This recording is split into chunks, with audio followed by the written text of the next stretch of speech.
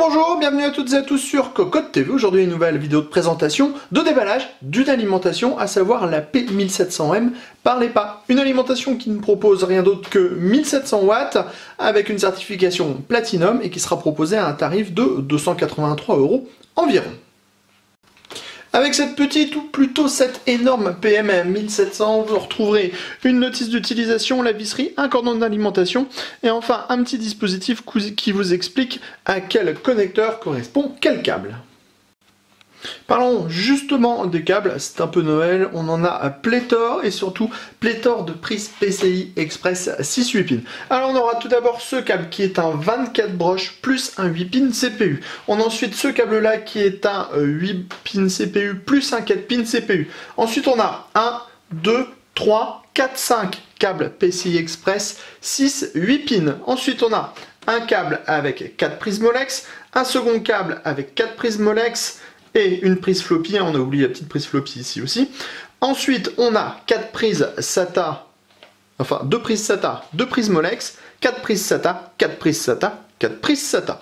Au niveau de la finition, on le voit, le 24 broches ATX et le 8 pins CPU ont le droit à de la gaine nylon, alors que les autres câbles arborent une finition plate. On termine avec le bloc qui, pour 1700 watts, propose une taille plutôt raisonnable puisqu'on est juste sur 180 mm de profondeur, ce qui est très bien. Au niveau de la finition, on n'a rien à dire ou redire, on a une peinture légèrement granuleuse, des marquages LEPA gris, c'est très beau, très propre. Sur le dessus, on a une grille nid d'abeille, le logo de la marque, un ventilateur de 135 mm en dessous, ventilateur qui est toujours actif, en même temps sur un bloc 1700 watts qui est fait pour être poussé à son maximum tout le temps, ça ne nous dérange pas du tout. À l'arrière, on a l'interrupteur, le petit logo LEPA, le AC IN et la grille nid d'abeille. On retrouve le P1700M Platinum à gauche comme à droite.